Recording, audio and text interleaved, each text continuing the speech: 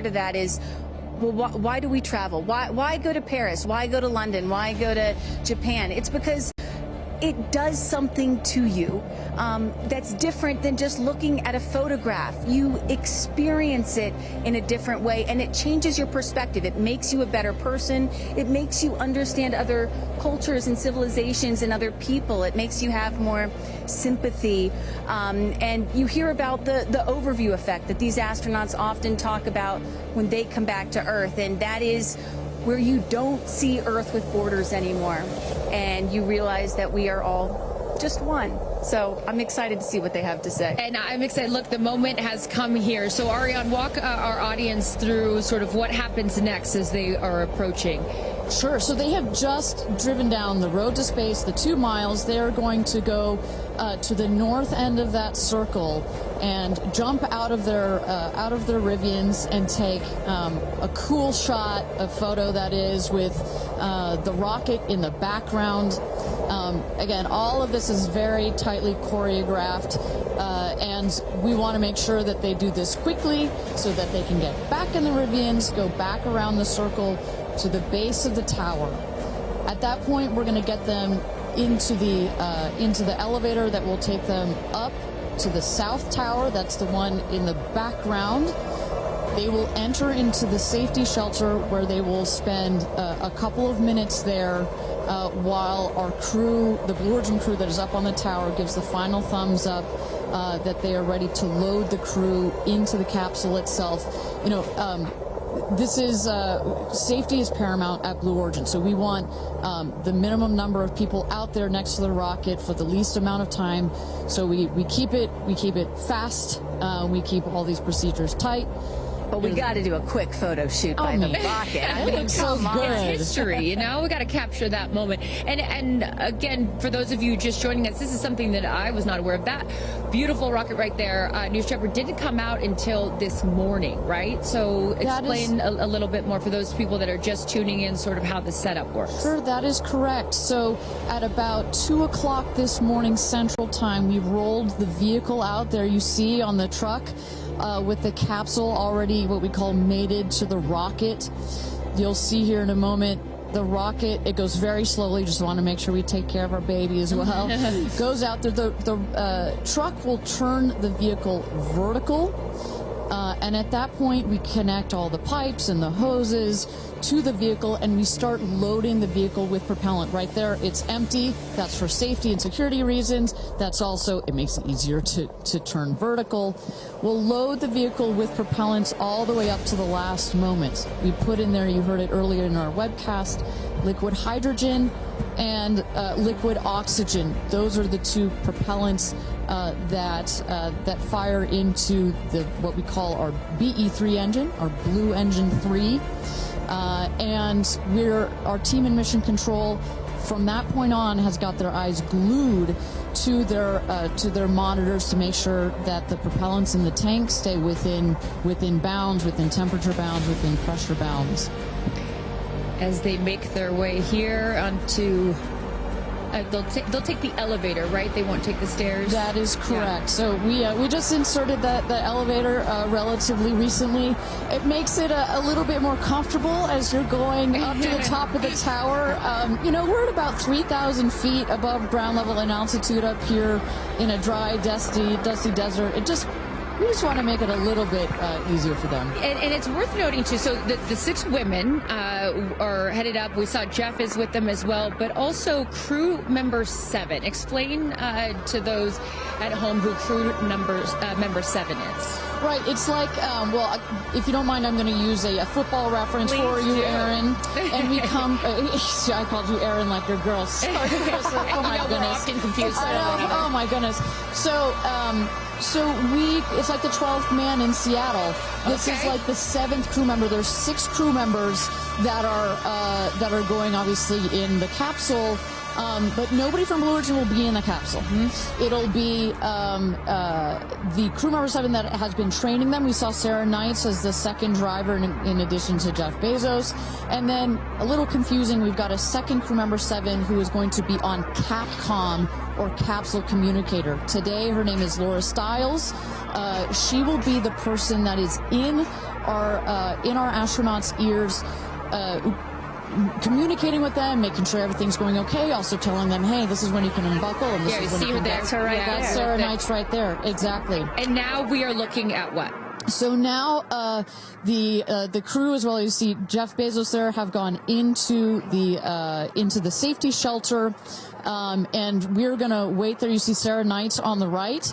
She's gonna just communicate with the Blue Origin team that is at the other tower just next to the rocket to make sure that everything is set and sorted for them to do their final load. This happens very shortly here. We clock it at about T-minus 35 minutes, but we'll only do one already. And in case some of you are wondering what a safety room is or why it's there, it's, again, what Ariane was talking about. You want to keep these astronauts as safe as possible for as long as possible. Of course, they'll be safe when they actually get in the rocket, but just in case anything were to go wrong, we had the chance to go inside this room a few days ago, and it is, I mean, is it a bomb-proof room? Do you want to say that? I mean, it is. It is. Yeah, and you feel it when you're in there. You're like, oh gosh, now this it is feels real. Yeah. And after going up that elevator, you know, for us, I think that's the moment where we weren't even going into space, and all three of us were like, whoa, okay, it gets real serious. Yeah. But I love the access that we obviously have in being able to see these women before they go up.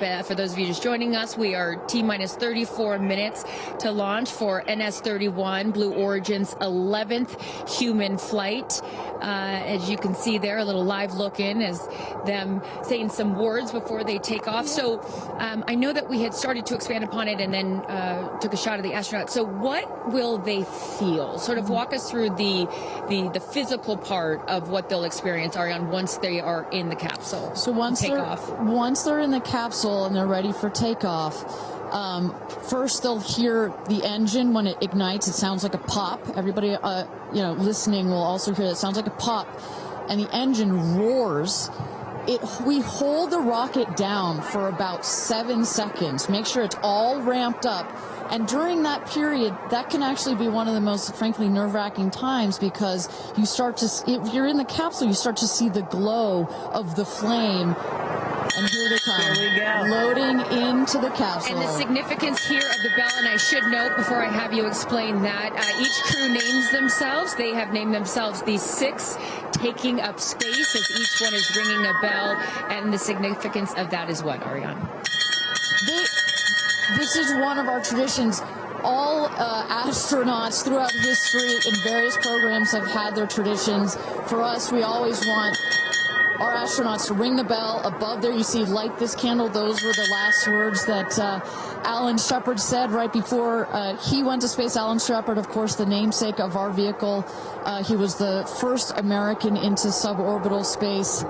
And we just like to let the stars know that we've got some people heading their way. Absolutely. As they load in, I will... In my world, we call it an audible here. Just if we have any sound from mission control or anything, I'd love to take a peek at what's going on in there and just give the folks at home some idea of what's happening there. There we go. There we go. So we don't have sound of it, but we can see all of the brain behind this beast. But I could tell you, Carissa, other than a couple of discussion points on the radio, honestly, it's about this quiet when you're in there. Really? That surprises me, because you would think, like, in a control room in TV, it's a chaos, right? In the best way, but in there, it's quiet. And honestly, chaos is, quite frankly, the last word I would use to describe our mission control. This team, they're working through very specific procedures on a very specific timeline. They've done their own rehearsals over and over again. We also want to keep the communication line open if anything, if anybody's got to call it out. But it is a very well choreographed team we've got. And, when folks are wondering, what exactly are these soon-to-be astronauts doing when they're in these 2 days of training leading up to this space flight, it is exactly this. Simulating everything. They have done dress rehearsals and dry runs of everything that you're seeing here. They practice over and over, getting inside this capsule, strapping themselves in. And, one of the biggest things that they have to remember to do is when they get those, remember, they only get 4 minutes of weightlessness, 4 precious minutes.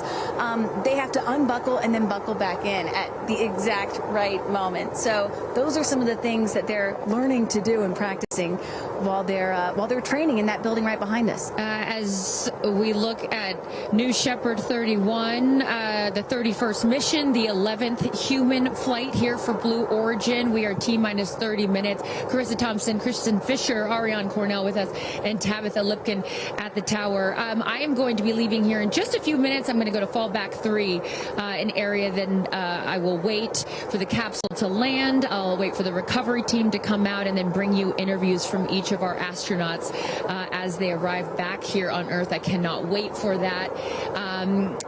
Again, we've seen them load now into the capsule, and I just would love, some more play-by-play, Ariana, of sort of what now this process looks like, as it's all new to me. And for any of you that are also joining us for your first launch, welcome. And now we'll let the experts tell us what's going on. So you saw them loading. You saw them loading into the capsule. They are getting into their seats. They're getting into their harnesses. It's a 5-point harness, so clicking them all in. All right, we're hearing that Capcom right now. Sorry to interrupt you, Ariane, which is short for capsule communicator, and ready to do the astronaut comm check. So let's take a listen. Laura Stiles has the mic.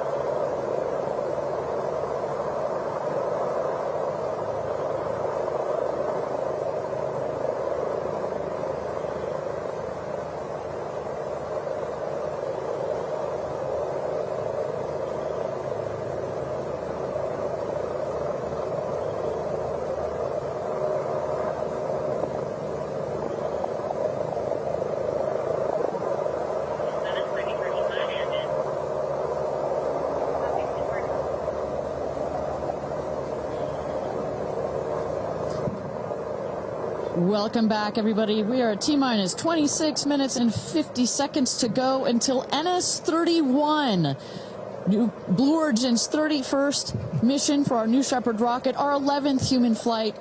I'm Ariane Cornell here with Kristen Fisher at the desk. Carissa Thompson has left to get into place for her viewing spot for the launch. We are waiting on Capcom, or the capsule communicator, to run the comms check with our astronauts. But Kristen, we were just talking a second ago about what's going on here. You see our crew member 7, Sarah Knights, who's coming out of the capsule there. She has helped load our crew into the capsule, has done just a double check, making sure those seatbelts are nice and tight, as well as make sure that the earpieces and everything are set for our astronauts. I should note, just as we give kind of we got this beautiful aerial shots this morning of the rocket. We have these sunshades you see on the at the top of the capsule, that kind of white square. We've got one there in the foreground, and coming around you'll see another one on the back. Those windows are so large that it can kind of act like a greenhouse in there, and especially down here in the West Texas desert, it can get a bit toasty in there. So we've got some nice sunshade for their comfort. And I love that we can see some of the crewmates inside the capsule as they're getting strapped in. I think you could see Lauren Sanchez right to the left of the hatch right there from that camera shot. So pretty cool that you can see them this close to lifting off. You know, Ariane, I have to say, I might break in. We got experience. Jeff Bezos here. Yep. I'm so excited for you. I don't want to get off. I want to go with you. And when you get back, I can't wait to hear how it's changed you. I love all of you. See you soon. Godspeed. Gradatum ferociter. And there you heard it. Some words of support from Jeff Bezos, founder of Blue Origin, also astronaut himself from our first launch.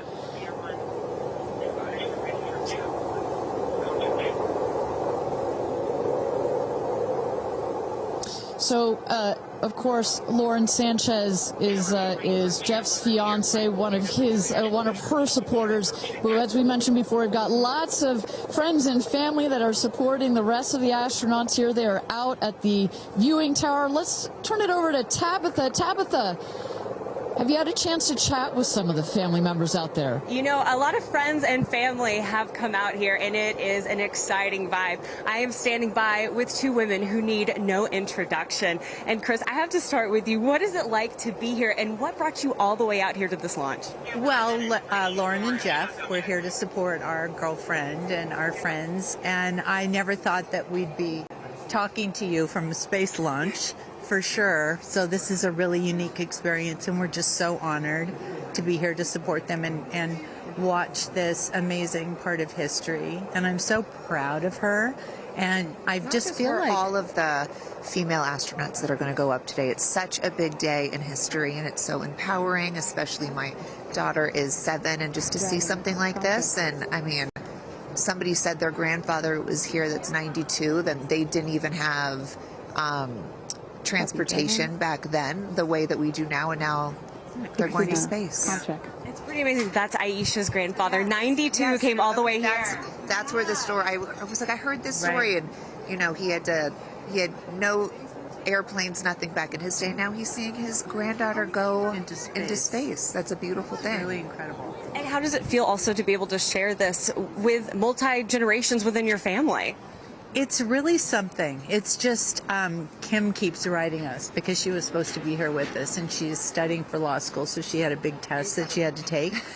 Again, something I'm very proud of, but she just keeps calling, going, I have such FOMO, tell me every minute of it. So it's very inspirational, and just super proud of the girls, every one of them. And it's a very brave thing to do, and I think it also just says something, like Chloe said, to my 13 grandchildren.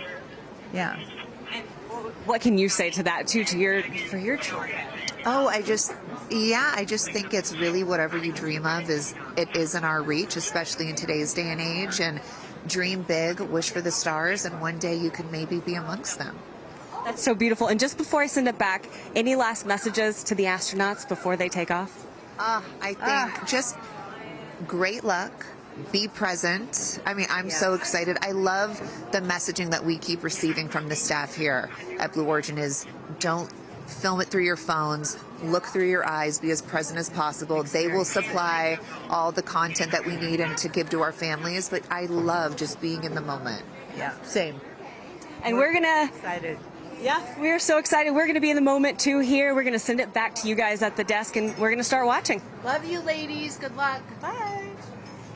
we had no idea that Chris and Chloe were going to be here, and we're about to be interviewed by Tabitha. So that was a nice little treat. They sure looked the part, you know. Oh, they're ready for their day out here in Texas. I love it. Yeah, and you know, for those of you watching, we're really in the middle of the desert. We're a solid 2-hour drive from El Paso. And as you were saying yesterday, Ariane, you know, you really get the sense like you start in El Paso and the more you get out here, you do start to feel like you're on another planet. I mean, it's got quite a moonscape, Marscape vibe. And our guests that are here today, as we just saw in Chris and Chloe, are dressing the part.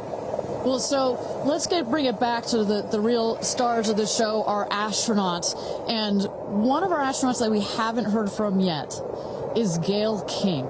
She has obviously a lot of emotions going into this flight. Let's hear what she has to say from this interview with Tabitha Limkin just a couple of days ago.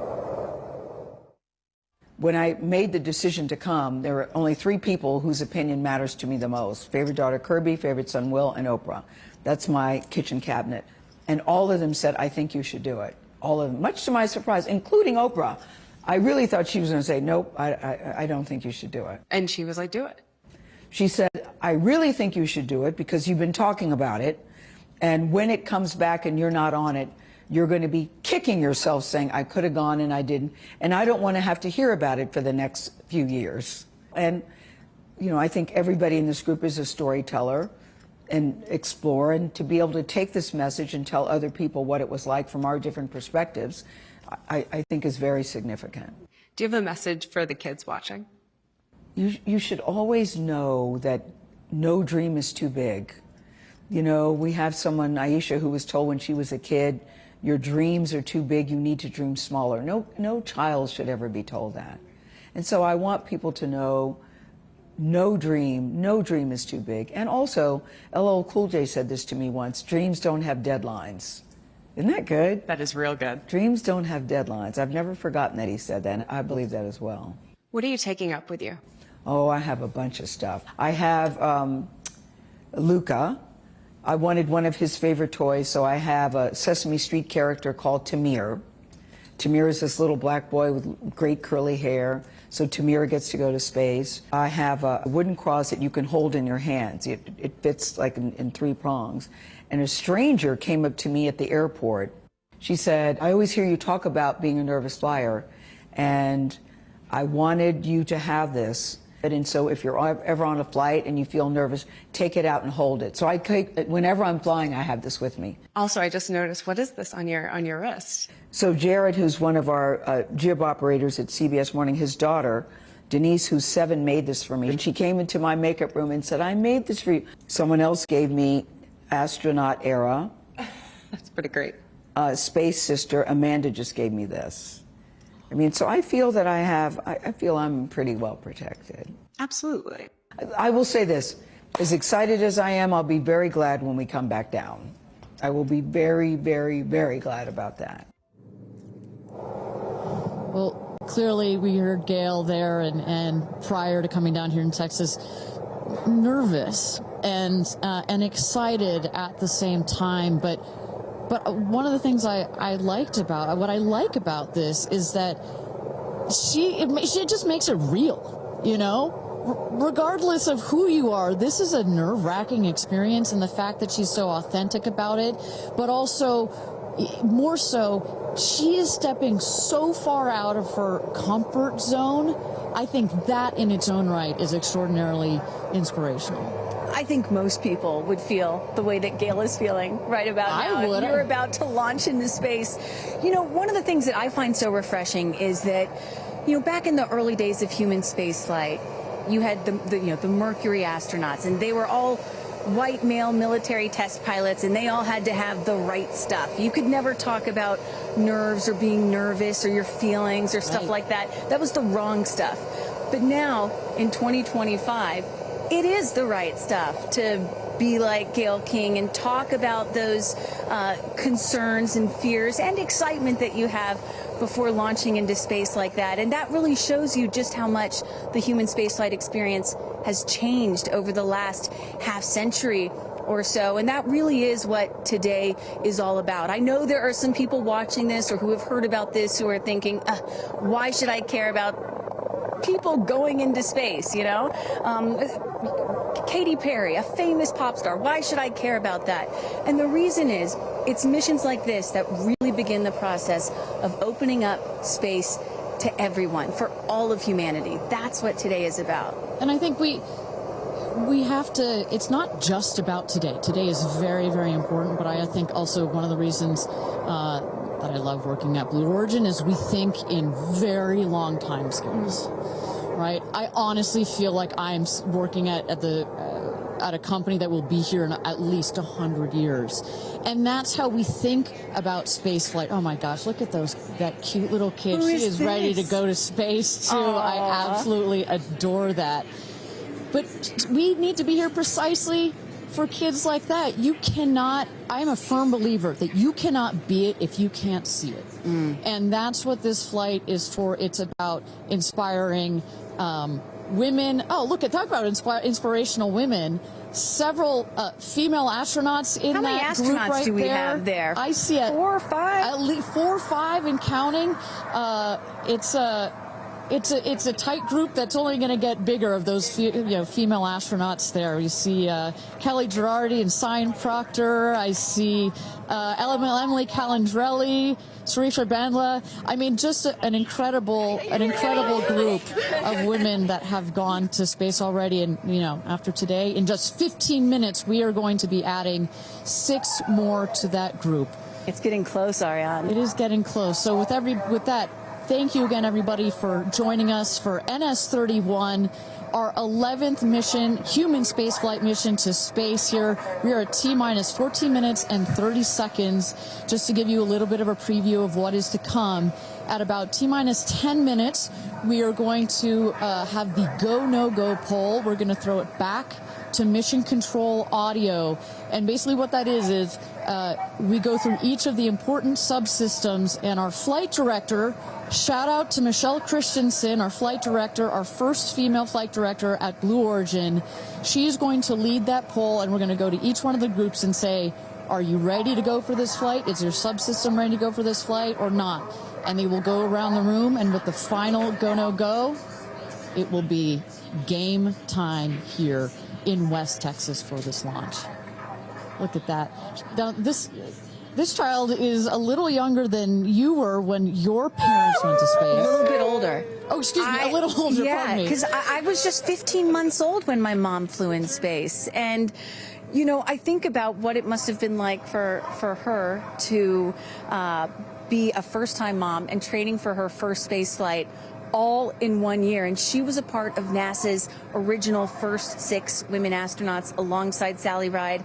Of course, it took them, those first 6 female NASA astronauts, 2.5 years for all of them to fly into space. Now, today, Blue Origin is going to send 6 women into space in a single day. I mean, that's pretty cool right there. Incredible perspective. Also, was your mom just 6 months? You were just 6 months old when she started training? She was assigned to her first space flight when she was 8 months pregnant with me. Can you imagine? God, I have a 6-month-old. I can barely fly down to West Texas from Seattle. She gave birth to me on a Friday and was back in the astronaut office on Monday. I don't recommend doing that. As a mom of 2 myself, you're a mom of 2, I probably wouldn't do that. But respect. She did, Respect, that's huge. But I've asked her, I'm like, why did you do that? And she said, because I felt I had to prove something. I felt that I had to, pave a trail for women to come. And so as I'm sitting here today, I'm thinking a lot about what she did, the sacrifices she made to make what's happening today. Again, it's not normal. Human spaceflight will never be normal or routine, but this is the beginning of making this kind of travel. We got 4 moms on board, a grandmother, making these types of people going into space very routine. Now, talking a little bit about that, getting back a little bit into the flight profile and what they're going to feel as part of this now routine flight. So The 6 astronauts are currently in the capsule right now, all strapped in, ready to go. Their audio is working. We are waiting for the T-10 here for the go no go poll.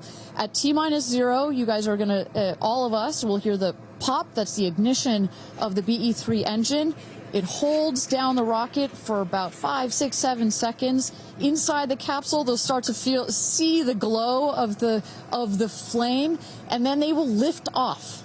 They will take off. They are in a somewhat reclined seat, and they'll start to feel the G-forces on their body. And so kind of like sitting in a car that's accelerating, it pushes you back against the seat. That's the same here, except they're going up.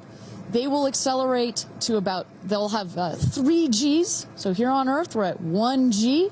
When you accelerate to 3 Gs, so like if you're 100 pounds, it feels like you are then 300 pounds. But Kristen, crazy. It's crazy. But in that reclined position, it's dispersed across your body. Bad. It's not as bad. It kind of feels like a weighted blanket. Oh. And then it nice eases and cozy. up. It's nice and cozy as it gets nice and dark. I'll take a weighted blanket right about now. But they're not, don't worry, it's going to get nice and dark, but there's no sleeping on this. They are going to have the most incredible view out of those windows. The capsule will separate from the booster. That's when they're going to feel weightlessness. They'll get the about 4 minutes to unbuckle, enjoy the weightlessness, enjoy the insane views out of those windows. They'll buckle back in, come back through the atmosphere. That's actually when they're going to have the peak G-forces. They peak at about 5 Gs. Which is kind of counterintuitive. You wouldn't think that you would feel the max G-forces on the descent, but that's when you do. But that's when you do, and it's kind of like, because you're coming back through the atmosphere, right? It's thin up there. You come back through the atmosphere. It's thick. It's kind of like diving into a pool. It kind of goes whoosh against you at 5 Gs, but then it eases back up. And we deploy the parachutes, and they come floating down at about 10 to 15 miles per hour for a nice soft landing here in the desert. At the last second, there's an air cushion that comes out. Go. Booster. Here's go, Paul. Go. Ground. Go. And go. Go. Safety. Go. Capcom. Go. Engineering. Go. This is the flight director. New Shepard is go for launch. Booster, commence terminal count. Protocol flight. Yeah, baby. Go for launch. My favorite words. It's getting real. T-minus 8 minutes and 51 seconds. Until our 11th human space flight, the first all-female crew flight to space.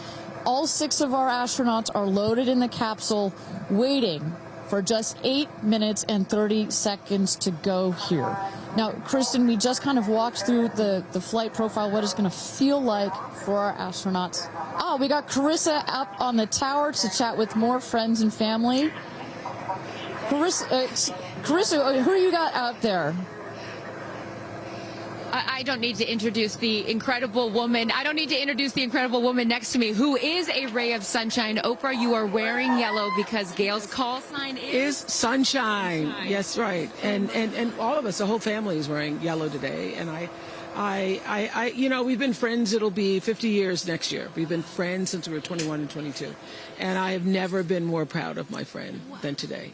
Never been more proud, because this is bigger than just going to space. I mean, I think for her, who anytime we're on a flight, she's in anybody's lap if there's the slightest bit of turbulence, has like real anxiety flying, and this is overcoming a wall of fear, a barrier. It's I think it's going to be cathartic in so many ways for her. She told us that she was surprised that you told her to do it. Why did you want her to do this? Because I think life is about continuing to grow into the best of yourself and the fullest expression of yourself. And I think that this is one of the most fullest expressions you can possibly have. And I know that I felt deeply that she would regret it. And I didn't want to hear about it for the next 15 years.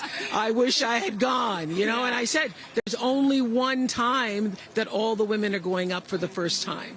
You know, there will be other trips, but there's only one first time. Incredible. So to be a pioneer is great. What was the last conversation you had with her? I said, peace be still. Hold the God's unchanging hand. He's got your back. That's it. That's it. I know that as we're counting down here, we're getting excited for that go for launch moment. How are you feeling as her best friend? I feel so calm. I don't think I've ever been more calm because I think it's already done.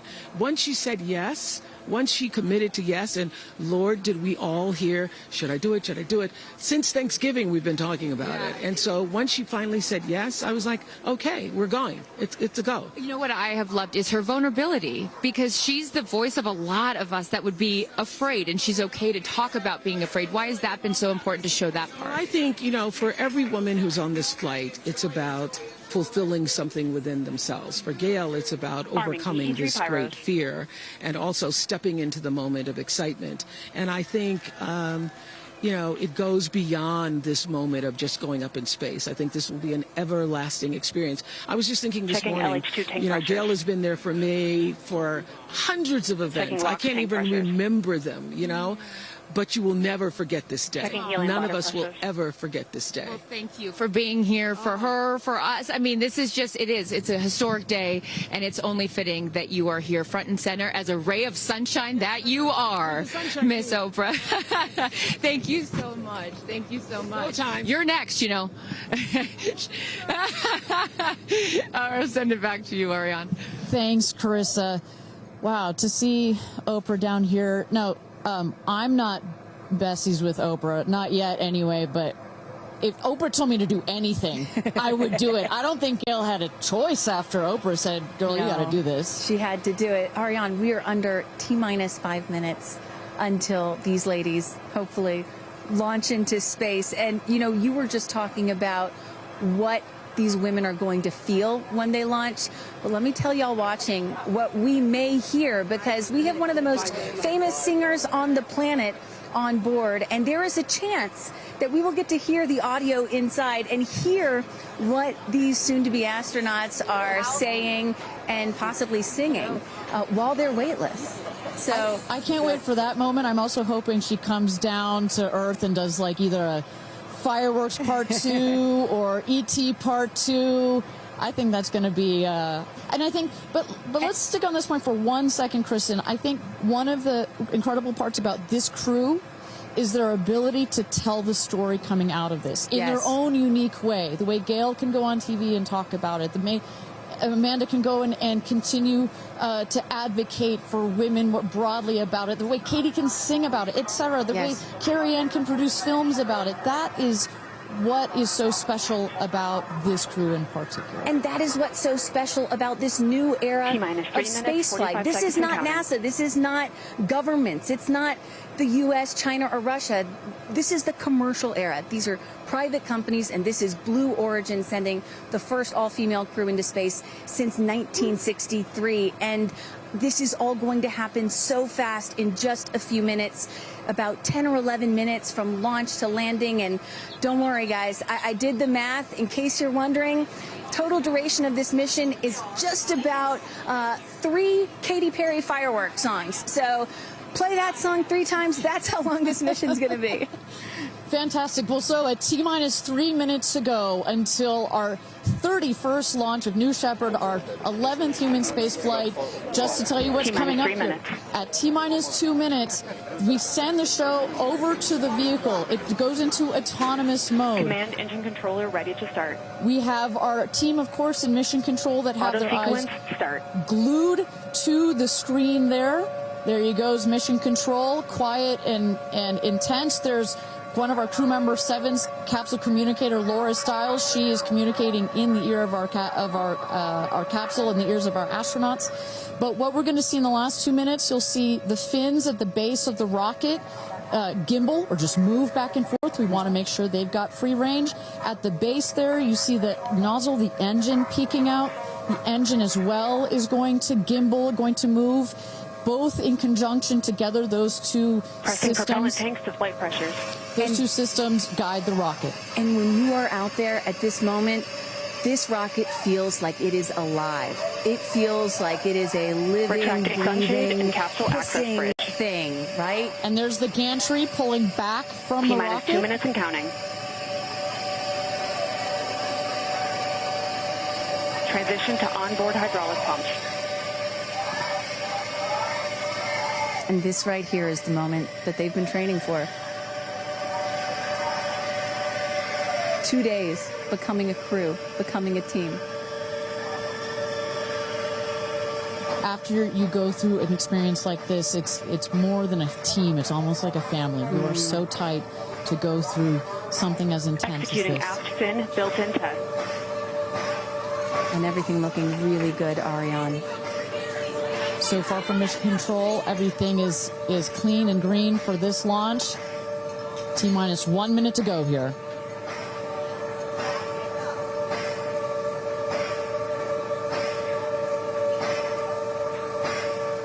Engine thrust vector control built-in test in work. Vehicle is now on internal power.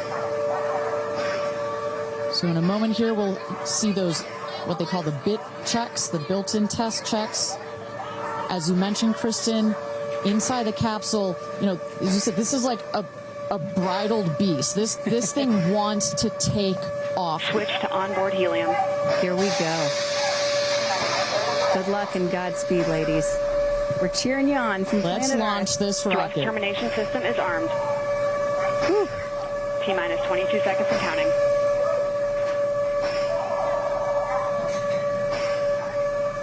Guidance internal. T-minus 10, 9, 8, 7, 6, 5, 4, command engine start, 2, 1, ignition.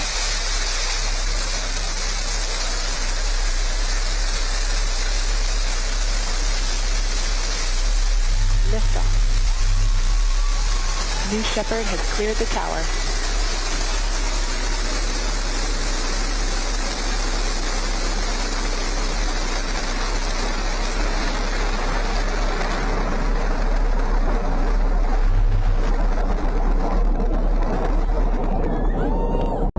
Flight. 6,000 feet climbing.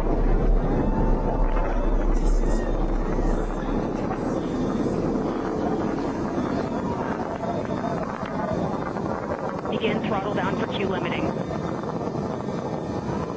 Engine response looks good.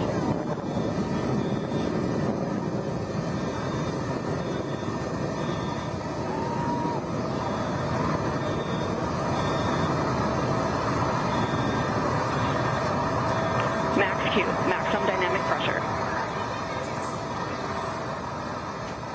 Mach 1, vehicle is supersonic. Engine back up to full throttle. Supersonic, we have passed through max Q, maximum dynamic pressure. That's when the vehicle, the stresses between the atmosphere and the speed are at the maximum. So to punch through that is so important. You see the BE3 engines is firing beautifully. You see the stream of steam behind it. Those ladies right now are having an incredible view on their way to space. Passing through 80,000 feet, 1,300 miles per hour. You're going to peak at about 2,300 miles an hour over Mach 3, 3 times the speed of sound. Shortly coming up, we'll have MECO, main engine cutoff. We will turn off the engine, but the two craft, the capsule and the booster, will continue their ascent to space. Stand by, MECO.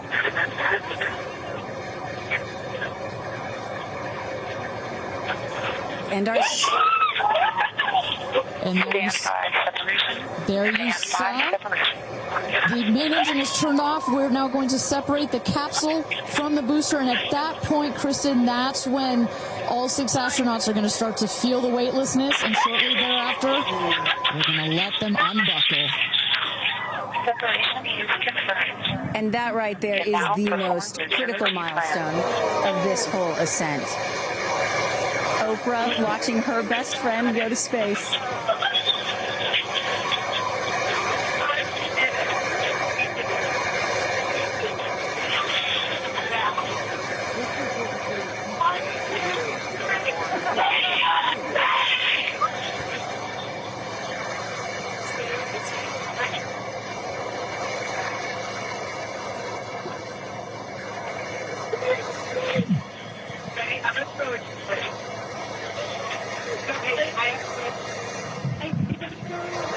And the two craft is separated.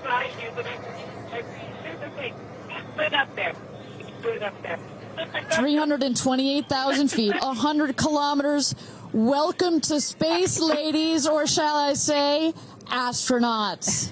Oh, the moon! You guys, I have to tell you, look at the moon. Look. Oh, my God! Oh, my God! Oh, my goddess! That's our pink moon.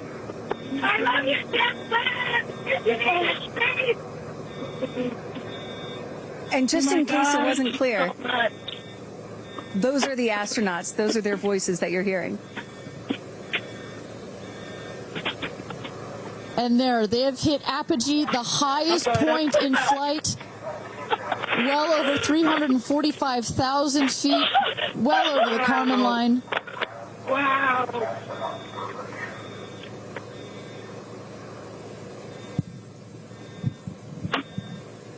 And at this moment, the astronauts have unstrapped from their seats. They are floating. They are weightless.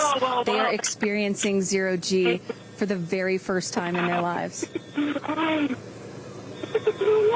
And Katy Perry did say that she was going to sing in space. I'm waiting for it. Waiting for it. 1 minute warning. 1 minute warning.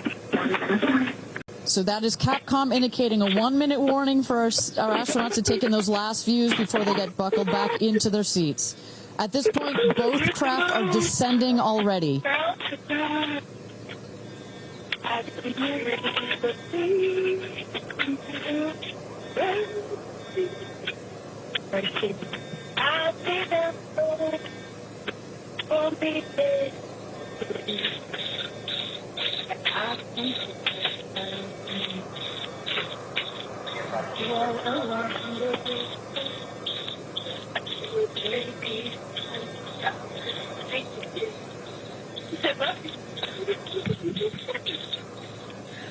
my God, guys, wow, so peaceful up here.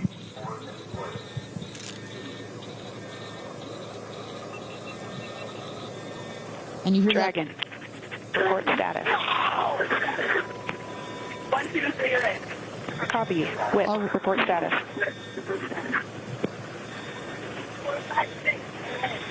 Copy. All astronauts in seat.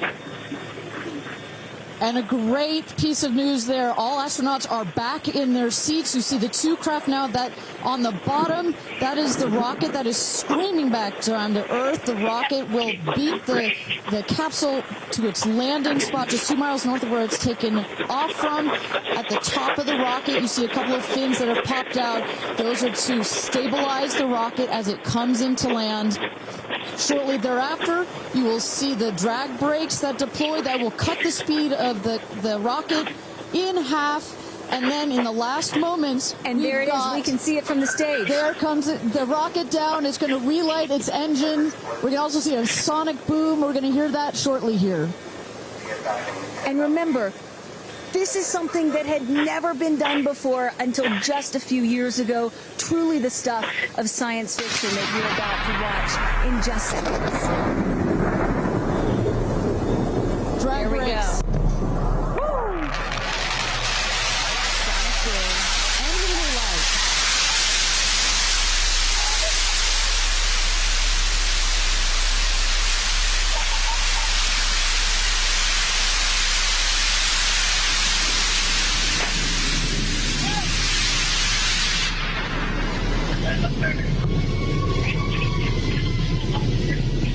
And booster touchdown, welcome home, New Shepard.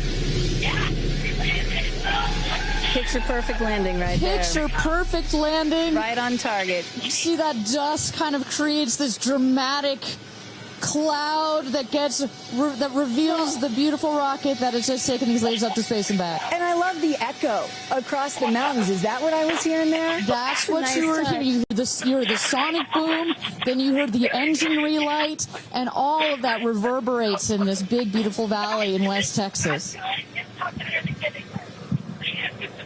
Stand by, Trogs. Stand by, Trogs. All right, shortly here, we're waiting to see the drogue parachutes deploy from the crew capsule. Those are like the guide parachutes. There go the drogue parachutes. Just free falling right there until those drogues came out. And then next will be the main parachutes that get pulled out. Hear that screaming inside the capsule? And all 3 parachutes reefing, and they will slowly inflate, slowing the capsule to a nice, smooth 10, 15 miles an hour. They are cruising back home. 3 good parachutes.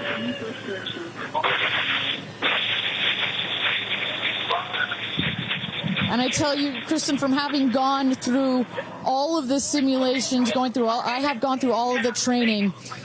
They put you in the capsule that simulates all of this, including the sounds, and when you hear the motors of the parachutes pop out, that is the best moment in flight. Because I know Blue Origin does everything they can to make this as safe as possible, and y'all have an impeccable safety record, but it still has to feel really good when you know that you're coming back to Earth with those parachutes fully deployed.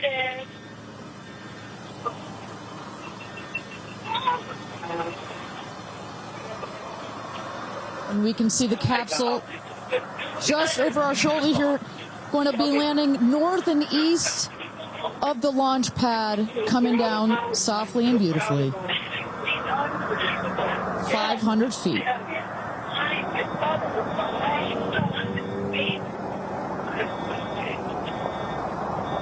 And you will see a puff of smoke when it touches down, a puff of dust. That's normal. A puff of dust, last milliseconds, air cushion that will kick up the dust. It's a very soft landing despite the sporty perception. There it is.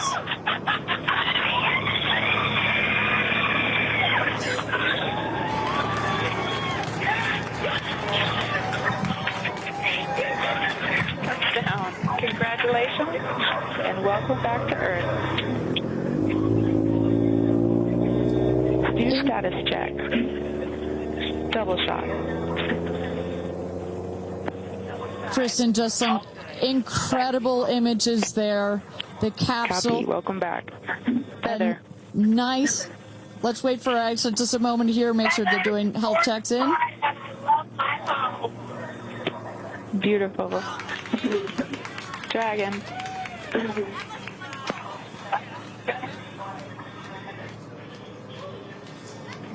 Yes, and as you heard it there, everybody seemed to be just as ecstatic to be back here, back on Earth. Everybody appears to be fine. Beautiful shot there of the capsule down in the desert. As we were just saying, it looks like a tough landing, but it is an air cushion in the last milliseconds that just makes it even softer. I will also note the parachutes landed very close to the capsule. That's just an indication that there's not very much wind out here today. A beautiful day for a launch and landing. A beautiful day to add 6 more names to the roster of astronauts that have been over the Kármán line into space. Carissa Thompson, what's the view from your road to recovery in the truck? Oh my goodness, you guys, as I've told you, this is my first launch. So standing out here with family, that moment of watching the rocket, and both incredible emotions, relief, excitement. You saw Oprah's emotion, Orlando Bloom, as I was walking jump in the car to go meet everybody and recover, he was like pretty good. So I can only imagine how these astronauts, now that we can officially deem them astronauts, are going to feel. I can't wait to get their reaction. We are headed out there now. I will check back in with you as soon as I have them. Sounds good, Carissa. And as everybody can see, she is those recovery crews are screaming out there. So we actually send them out as soon as we spot the capsule. And there's little Rose, Katie's daughter, who is just Daisy, excuse me, who is just seeing her mother go to space and come back. I'm sure she cannot wait to say hello. So, but as I was mentioning, the recovery crew is heading out there. We send them out as soon as we can see the crew capsule and spot the crew capsule descending. There will be at least 2 trucks that go out there. What you'll see is they will come around the capsule. We also have crew member 7 who's in there. She will run out, go around to each window, make sure that each astronaut is fine, and the recovery crews will safe the capsule before we exit the astronauts. You know, it's hard to pick a favorite moment, right? Launch, landing, it's all good. But the moment coming up might be my absolute favorite, right? It's the moment the recovery team gets out there, then all the friends and family, and we get to see the astronauts emerge from the capsule, and we get to hear what they thought from the last, 10 minutes or so that they were up in space. And I think one of my favorite things that I've ever seen in covering space, certainly with Blue Origin, was that moment for William Shatner, Captain Kirk, as he emerged from the capsule. And this is exactly why you want to send people that are not just professional astronauts into space. What he said was so moving that day. 100% agree. But it's not just the astronauts that are here that are being moved by this event. We've got Tabitha that's with some of the friends and family out there. Tabitha, give me an update from the viewing platform. I mean, not a dry eye in the stand, I tell you right now. Chloe, I just want to know from your perspective, that moment, what was it like? I don't think I realized how emotional it was going to be, and I literally had chills all over my body from the second it launched until the moment I just saw it land. And it's sort of hard to explain, because I don't think you would be that emotional, but it's incredible. It takes your breath away. And I feel like I have all this adrenaline and I'm just standing here. Right? It's very true. Same. It's really, first of all, we're so thrilled that the girls are safe and everything went so well. And so that's a relief, because, I'm sure there's a lot of nerves up there, but to hear the girls screaming and having such they said they saw the pink moon. Yeah. I heard the audio. I was like, that is the coolest thing. So I cannot exciting. wait to get the footage from inside and to see that. I want to hear every little emotion that they had, and we can't wait to see the footage from inside. What are the chances? The pink moon, the rocket launch. It's so exciting. It's a great day. It's been a pretty phenomenal day. So when are you guys going up is the real question. Oh my gosh, I don't know, but this made it a little more enticing, I will say. But I don't know. But I've learned to never say never. Right. That's right. You can go on behalf of the rest of us, but thank you. I think we'd all drag you off of the tarmac before we let you go up. But I like you being an observer. Okay. Yeah.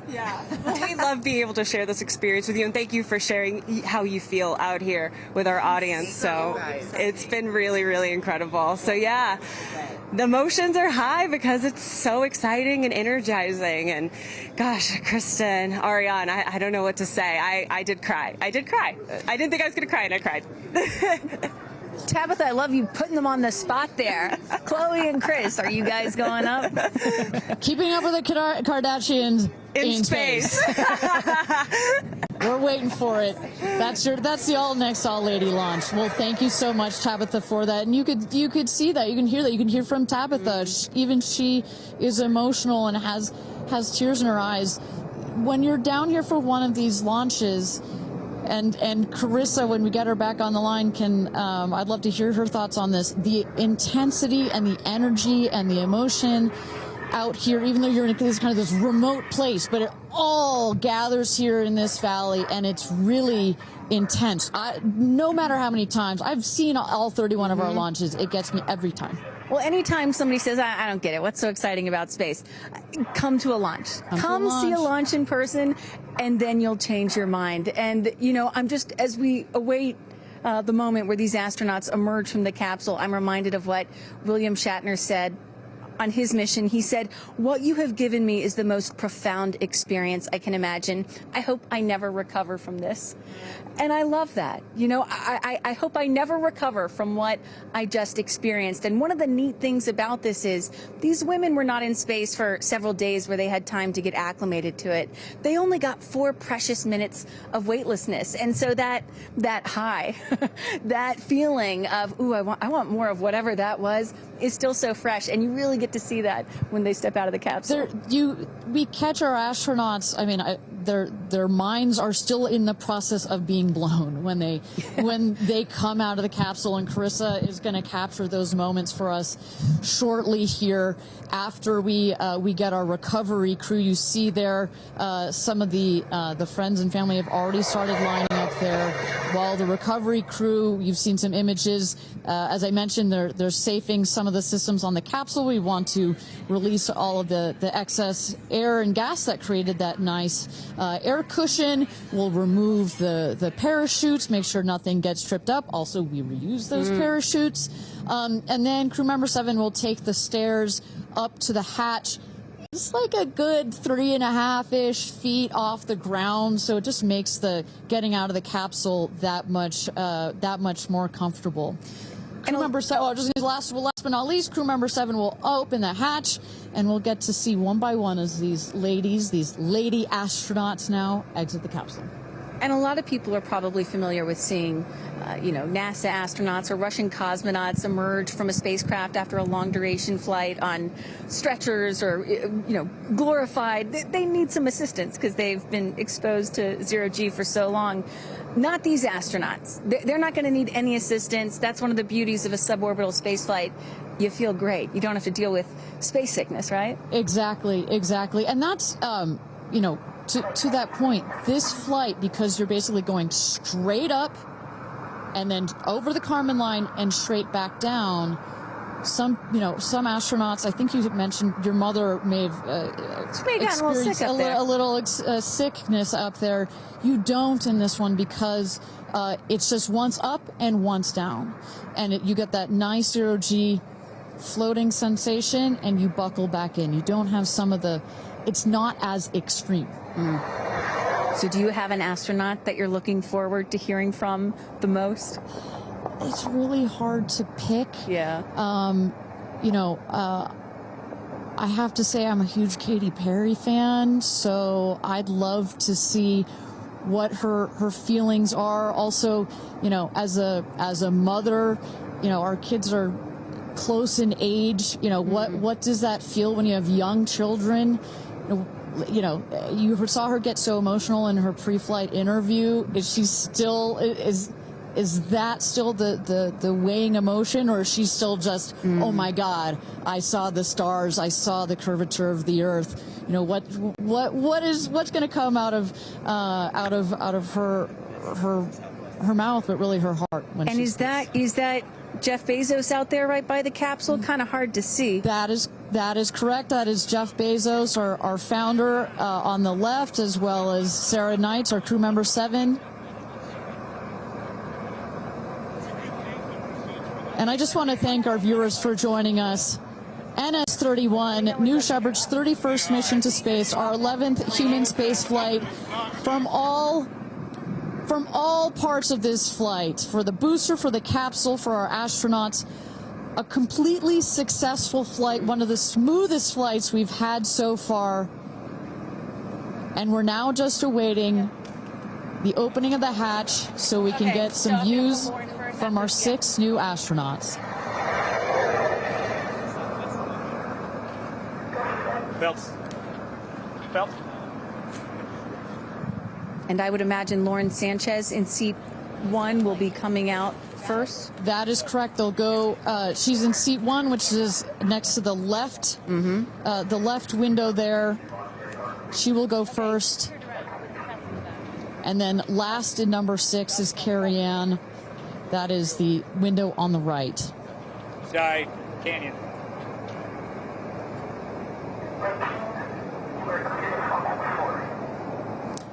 See those vans arriving. Those are friends and family.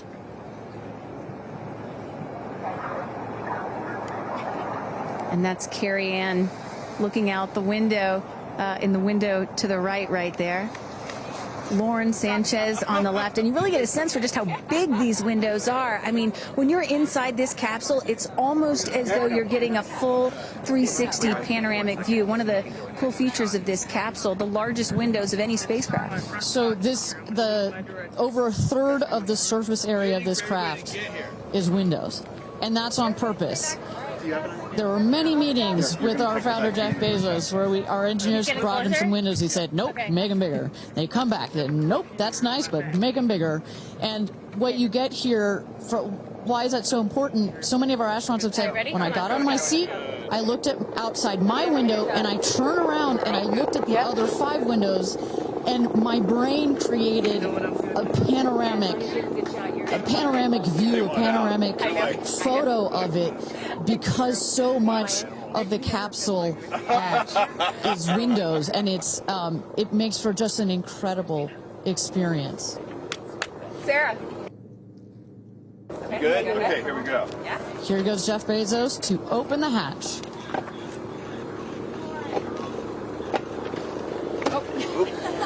She didn't really close it again. Come on out, guys. Yeah, of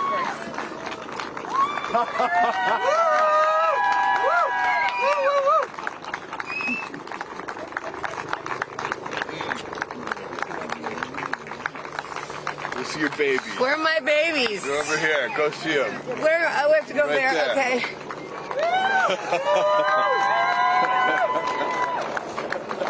Katie! Woo!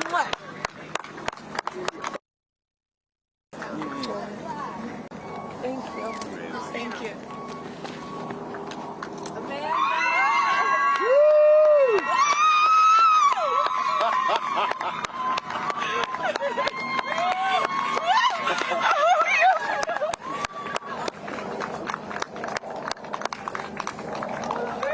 Aisha!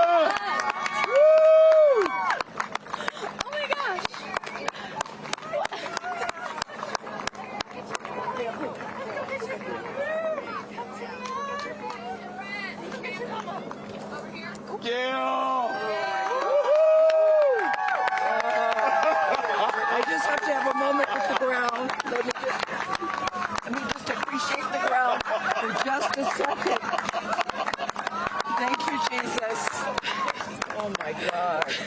That was amazing. Yeah. That was amazing. I'm so proud. So proud of you. Oh, there we go.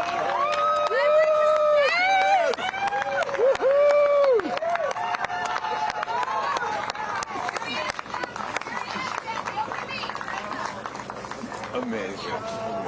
I'm so proud of you. Kerianne, we got your people over here. Come right around the bushes here. Come on.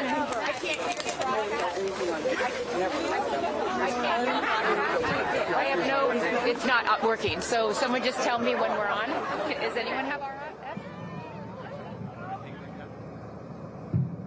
All right, and you just saw it there. All 6 astronauts coming out, all ecstatic. Katy Perry and Gayle King both kissing the earth. Very happy to be back down here, but clearly ecstatic. I don't know about you, Kristen, but my favorite was Lauren coming out and saying, "Where are my babies?" Oh. And I also loved Katy Perry holding a daisy, I believe, and holding the daisy up to the sky after her daughter Daisy.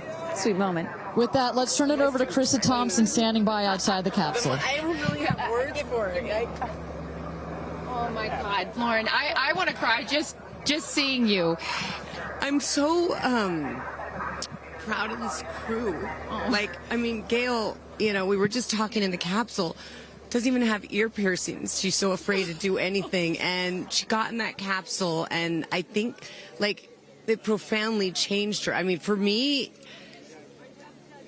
I can't put it into words, but, like, I looked out the window, and we got to see the moon. And it was pink. Was it pink? Full moon. It wasn't pink, but it was almost full. And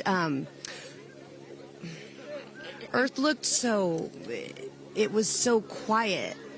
It was just quiet. And is it what you expected? No. Better. Yeah. I don't think you can describe it. Because, what I was saying, it was like quiet, but then also really alive. And you look at it and you're like, we're all in this together.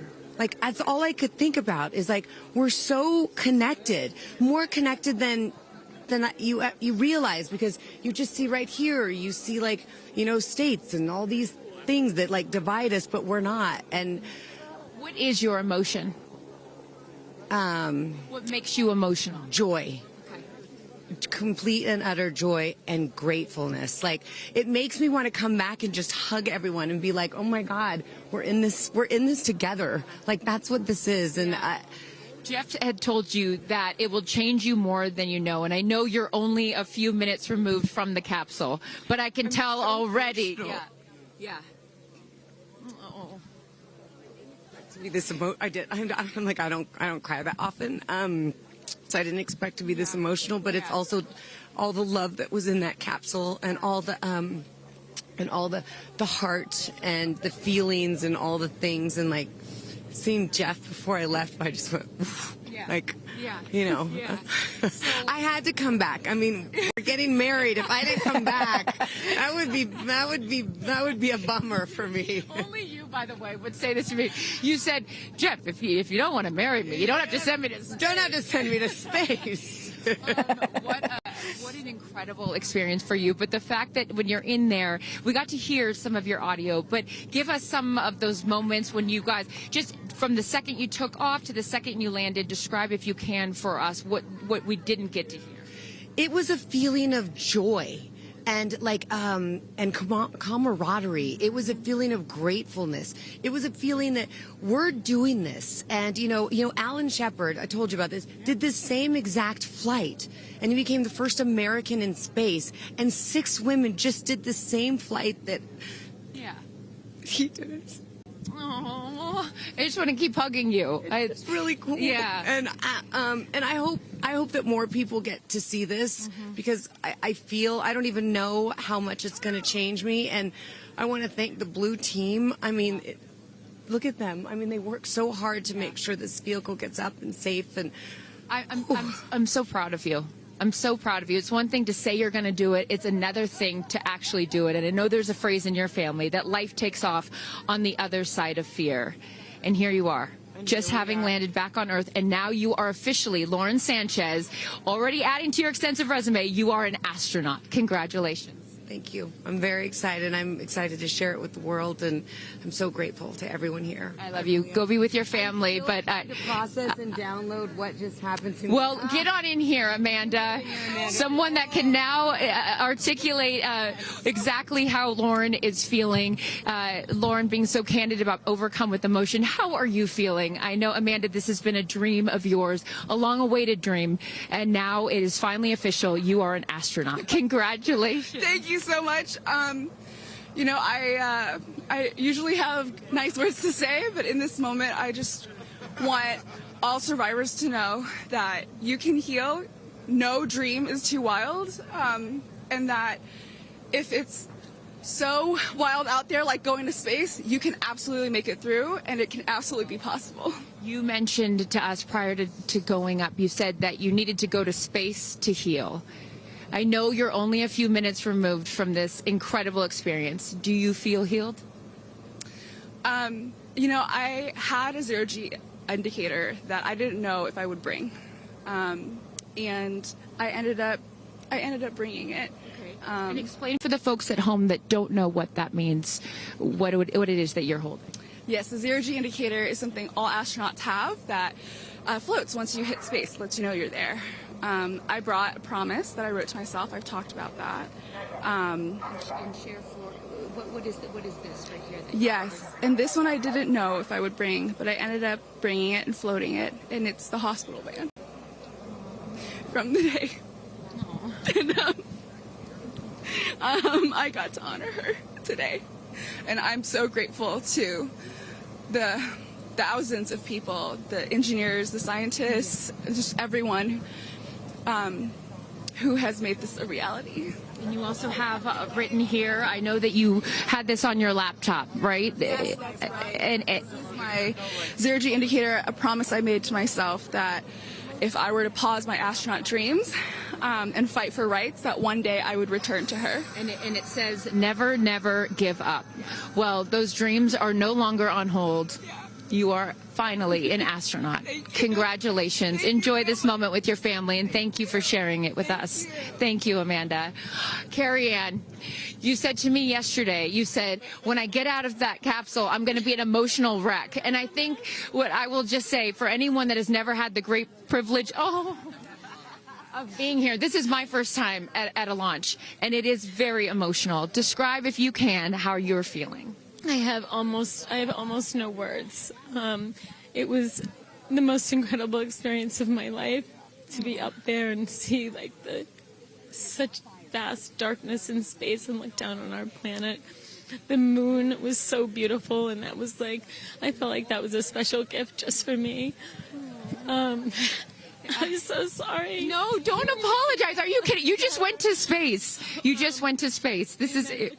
And like knowing that everything, like everyone I loved was standing down there looking back up at me. And I just hope that these types of experiences, clear a path for everyone to be able to do that.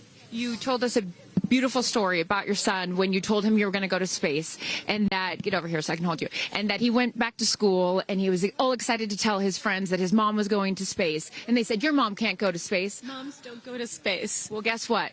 This mom just went to space. Congratulations. You are officially an astronaut, and I know you're wearing a very special necklace from an incredible group of people that you hold near and dear to your heart. What would you like to say to them watching? I'm wearing a few necklaces today. My dear friends threw me a blast-off party and gave me this feather, which obviously represents the Blue Origin logo, and it felt so special to have it close to my heart. And in space with me. And I feel like it helped me take all of them with me on this journey. Yes. Well, I will let you go enjoy this historic moment with your family, and thank you for sharing it with us. Congratulations. You're an astronaut. Gayle, get on over. I am so floating. I can't believe it. I cannot believe it. I'm so proud of you. And I know that I speak for the collective, because you have been so honest. You've been so vulnerable. And I spoke to your best friend prior to you taking off, and I asked her why it was so important for you to do this. And she said, she said, so she didn't have to hear you say, I wish I would have done that. That's so true. But now, Gayle King, you are officially an astronaut. How do you feel? I still can't accept that word, but I will say, I can't even believe what I saw. When somebody calls this a ride, this was not a ride. What happened to us was not a ride. This was a bona fide friggin' flight. And our instructor, we were so well prepared. So every noise we heard, we knew. But the flight instructor said that I am her best success story. Why? Because she's never had somebody go through the course who's terrified of flying. Everybody who's gone through the course is somebody that it's been a lifelong dream. They wanted to do it. So she said, I'm her best success story. I'm so proud of me right now. I still can't believe it. I still can't believe it. I was just going to say, prior to the launch, you said that you would be so proud of yourself if you went through with this. And you did. What was the best part, Gayle? It's oddly quiet when you get up there. It's really quiet and peaceful. And you look down at the planet and you think, that's where we came from? And to me, it's such a reminder about how we need to do better, be better. Do better, be better human beings. And what do you mean by that? Processing. Well, it's so nasty and so vitriolic nowadays. And I mean, if everybody could experience that peace that we had up there, and the kindness and what it takes to do what we did, all the people that it took to get us up there and get us back safely, I'll never, ever, ever forget. And when we were up there, have you talked to Katy yet? I have not. Okay, no. When we were up there, after zero G is very difficult. All the training about this is how you get in the chair and this. I look like a friggin' moose getting in the chair. It was like, just let me get in the chair. Let me get the seatbelt on. But, we had a very do this. How would you describe it? It's very difficult because you're floating. But the best part was when we got back in our seats after zero G's, Katy sang "What a Wonderful World." She did? Isn't that nice? Oh, come on. She sang "What a Wonderful World." I see dreams. Oh, yes. Oh. Because we'd been asking her to sing all the time, and she wouldn't. And then, because everybody said, sing roar, sing fireworks. And she said, it's not about me. I wanted to talk about the world. Wow. No, isn't that nice? You got to ask her about that. That's really special. And when Lauren got out, she was overcome by emotion for a lot of reasons, and rightfully so. But she spoke to the group and how close you guys have all become because of this experience. How would you describe the camaraderie that you guys now have together? I would say that we are forever bonded, because you can't go through what we went through to look out for each other, to help each other, and not be changed by that. You know, it really is a true. People throw the word around, but it really is a true sisterhood. But it speaks to how we were, you know what, we were set up for success. The training was so, I can't stress this enough. The training was so friggin' good. We were set up for success. And it went exactly as they told us it was going to. Every boom that you heard, the drones, the drogues coming out, the parachutes coming out, it went exactly as they said.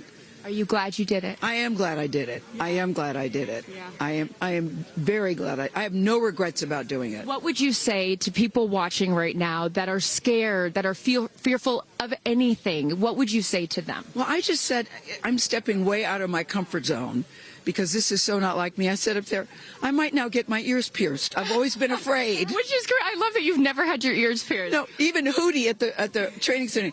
You don't have your ears pierced? I go, because it hurts. Oh, my gosh. But I mean, for people that are afraid, Eleanor Roosevelt once said, courage is doing something that scares you, but you do it anyway.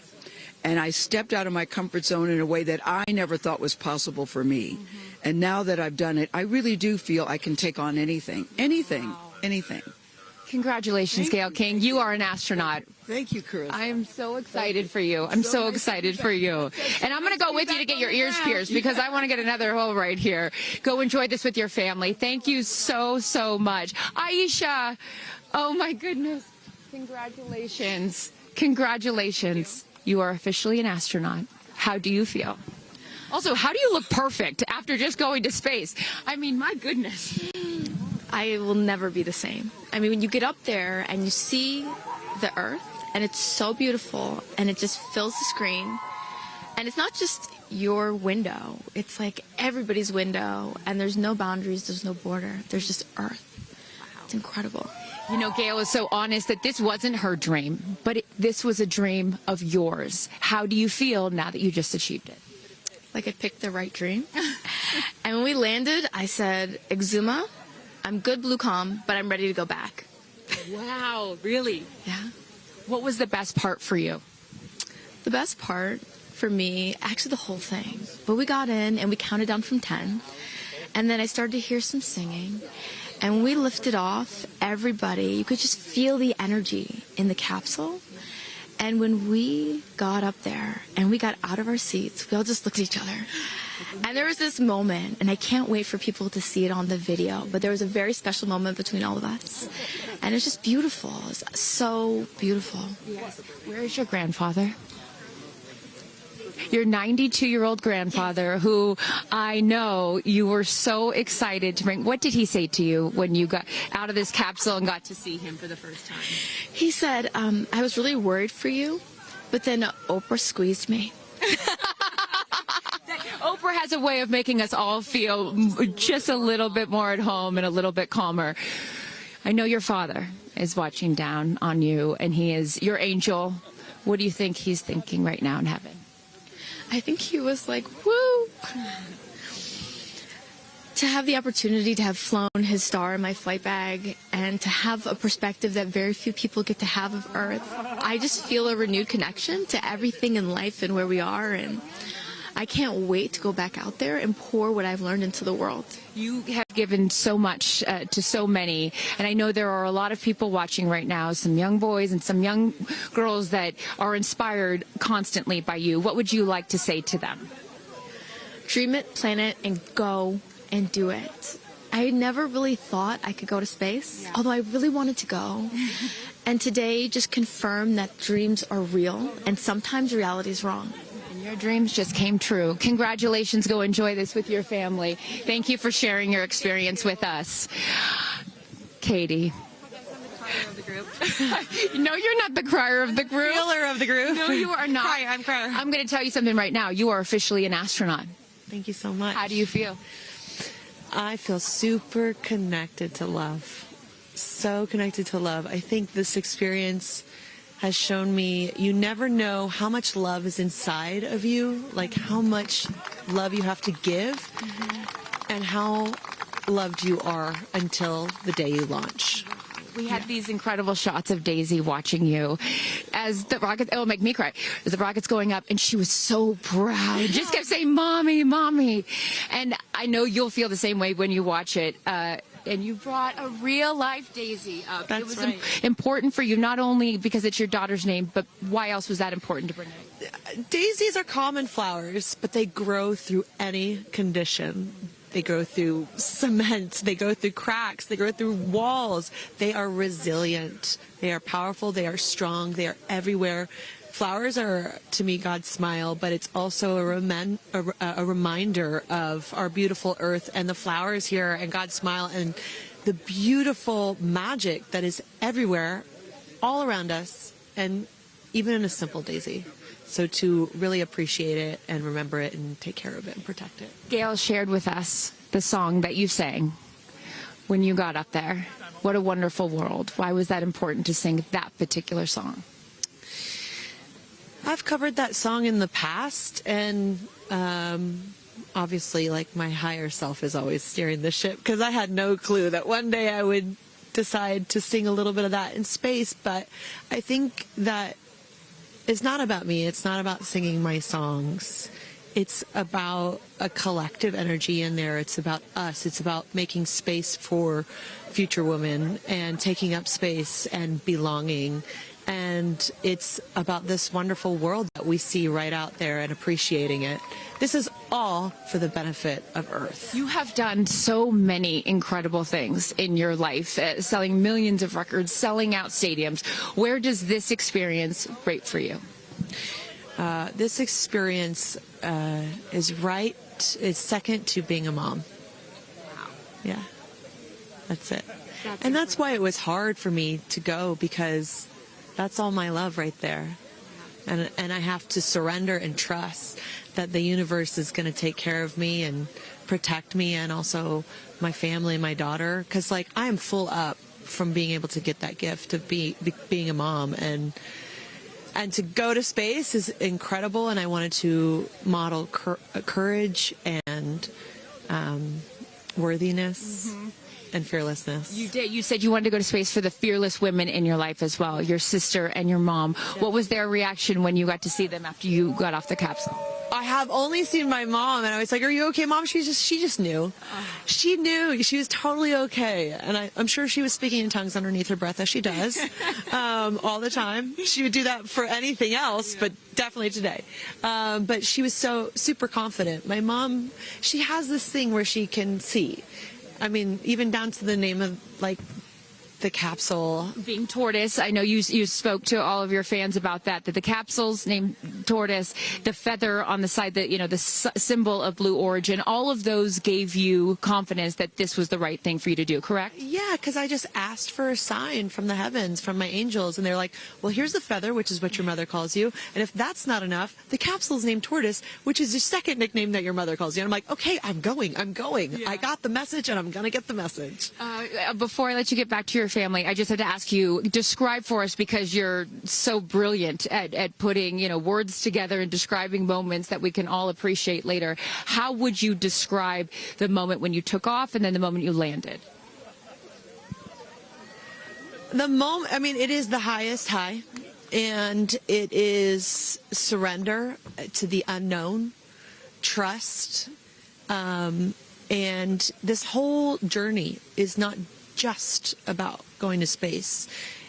It's the training, it's the team, it's the whole thing.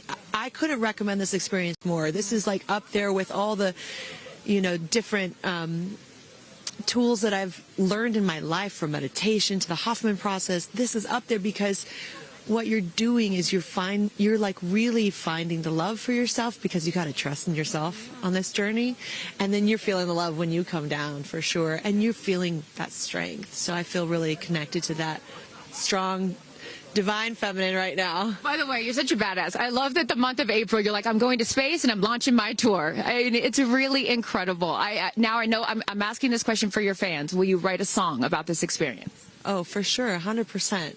And not only that, I got to reveal my set list for the tour on a butterfly. How apropos. Incredible. Just flying in space. I don't know if anyone's ever in space. I don't know if anyone's ever done that before, so I'll just There's a lot of things that you have done first. You are now officially an astronaut, and let me just tell you, on behalf of everyone here at Blue Origin, our webcast, and everyone, all of these individuals that put this incredible thing on, congratulations. Thank you so much. Thank you for sharing your experience. Is it a 10 out of 10? That's my review. 10 out of 10. You There's definitely no go for it. 10 out of 10. Thank you, Katy. Congratulations. All right, you guys, so many fun moments that we'll continue to see as we get the footage. But I'm going to send it back to you and let these incredible astronauts enjoy their time with their friends and family. Thank you so much, Carissa. Wow. Kristen, I mean, 6 inspirational women in their own right, eloquent. I could not be that eloquent coming down from space. You know, you heard Katy Perry saying 10 out of 10, but number 2 experience only to being a mother. What were some of your takeaways from what we just heard? You know, Gayle King used the word sisterhood. I'm feeling the sisterhood today. First all-female crew to space since 1963, and that was a solo mission, Valentina Tereshkova. And I'm with an all-female broadcast team here at Cheers, Launch sister. Site 1 in Blue Origin. Ariane, it has been a complete honor to work alongside you. It has been such an honor to watch all of the things that these women and their loved ones have said about what this experience means to them, because I am a firm believer that if you don't understand why people come out here to watch a space flight, it's just because you haven't seen a launch yet and you haven't been a part of this experience. And I truly believe what we witnessed here today is something that will continue to open up spaceflight and this experience for all of humanity and our little ones at home. 100%. You know, I said it earlier. You can't be it if you can't see it. And to see these 6 women go up and the roles that they have played before, but I can't wait to see the roles that they play afterwards in their way of telling this story for the world to hear, to experience, to see. This is just the beginning. So I want to give a shout out to them, because as you saw, that is coming out of your comfort zone, whether you wanted to go to space or you're like Gayle and you didn't anticipate it. Thank you for trusting yourselves and to their families and trusting their loved ones with Blue Origin. We are very proud to do that. I'm so proud of Gayle King, too. I wonder if she's still afraid to fly on airplanes after flying to space. Have we cured her of her fear of flying? I don't know. We've cured her for getting your ears pierced. So there like, we go. Baby We'll take steps. that one. Let's start with that one after this not so baby step. Aw. Look at that beautiful shot. And now the party starts, right? Can we pop some champagne and celebrate a little bit later? Let's do it. It's only 9:20 a.m. It's not too early. 5 o'clock somewhere, baby. All right. What an incredible day. Just for all of us, for our astronauts, for our Blue Origin team. It was an honor to fly you to space. And if you would like to follow in the pioneering footsteps of these astronauts and purchase a seat to space, visit blueorigin.com and click Fly to Space. Your own journey to visit the Kármán line is much closer than you think.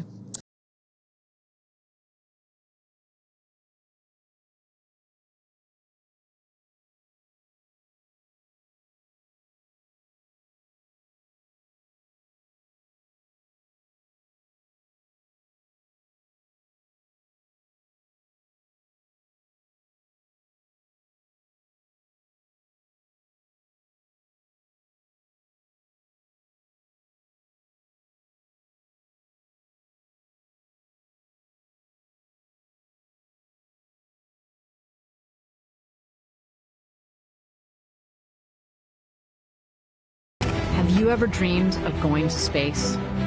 A once-in-a-lifetime journey is closer than you think. To book your flight, visit blueorigin.com and click Fly to Space.